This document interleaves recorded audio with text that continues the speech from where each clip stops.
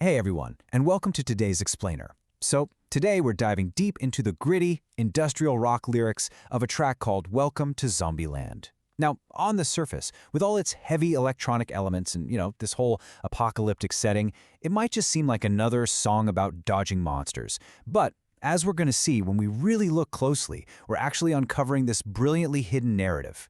It's all about finding community, forging deep human connections, and somehow discovering absolute joy in the middle of total, terrifying chaos. Woke up to a world that's upside down. We are dropping right into a cold open here. The lyrics, they don't give us some slow, gradual decline of society, right?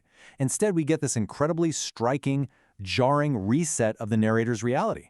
I mean, just imagine opening your eyes, and suddenly you're standing in a completely desolate ghost town. Empty streets, everything you ever knew is just gone in a flash. It's this immediate, visceral shock to the system. And that establishes this super high-stakes environment right out of the gate in verse 1. The old rules are gone.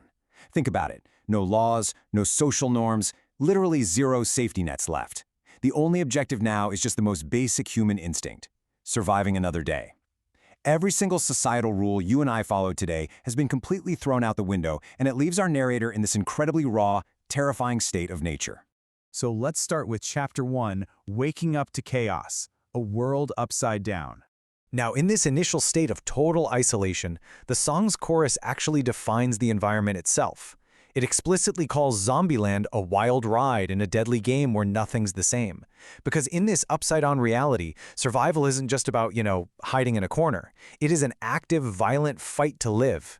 The environment literally forces you into motion. It demands that you play its deadly game if you want any chance of seeing tomorrow. Which brings us to Chapter 2, the rules of survival. Keep on moving.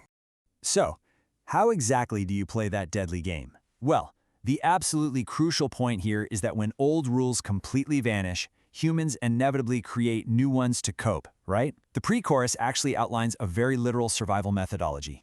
Step 1, keep your wits sharp. Step 2, keep your aim true. Step 3, double tap and don't look back. And Step 4, keep moving. These are the strict, brand new commandments of this world, entirely replacing the societal rules that were lost. You follow them, you stay on track. You don't, well, you don't survive. Moving right along to Chapter 3, Trust in the Wasteland. Stronger as two. But here's the thing. Pure survival mechanics, they can only take a human being so far.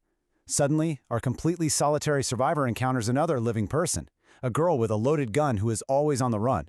The lyric goes, "Trust is hard, but we're stronger as two." And guys, this is the central conflict of the whole piece. I mean, think about the immense difficulty of trusting a heavily armed stranger in a world where literally everything is trying to kill you. Yet they recognize this undeniable tactical and honestly emotional advantage of teaming up. They actually make the choice to trust. And the payoff for taking that leap of faith, it's profound. Together, they declare, in this wasteland, we make our own rules. This right here is a massive turning point in the narrative. They're officially transitioning from just possibly following those basic survival steps, the double taps and the sharp wits, to actively creating a shared code together. They're no longer just victims of the wasteland, they're asserting their own agency over it. And that leads into Chapter 4, Finding a Chosen Family, a band of misfits. So, as this growing sense of agency propels our duo into a larger band of misfits, the lyrics start giving us this bizarre, deeply juxtaposed imagery. Sure, they've got loaded guns and ghosts to fight, but they also have Twinkies on their mind, and they're visiting carnival rides. It is such a brilliant way to show how this group actually manages to find moments of absolute absurdity, humor, and joy right alongside mortal danger. They are literally laughing in the face of fear.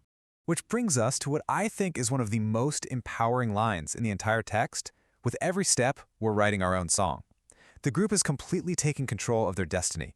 In a world that has gone totally wrong, they are relying on this wild mix of luck and immense drive to author their own existence. They aren't just surviving the apocalypse anymore, you guys. They are living in it completely on their own terms. And this emotional transformation really captures the entire journey of our explainer today. Think back to verse 1. Our narrator was bleak, isolated, fully focused on just surviving another day. But then look at verse 3. Surrounded by their chosen family, they are now dancing in the chaos, singing in the rain. It is just a massive, beautiful arc. They've taken this terrifying road of dread and completely transformed it into a place where they have absolutely no regrets.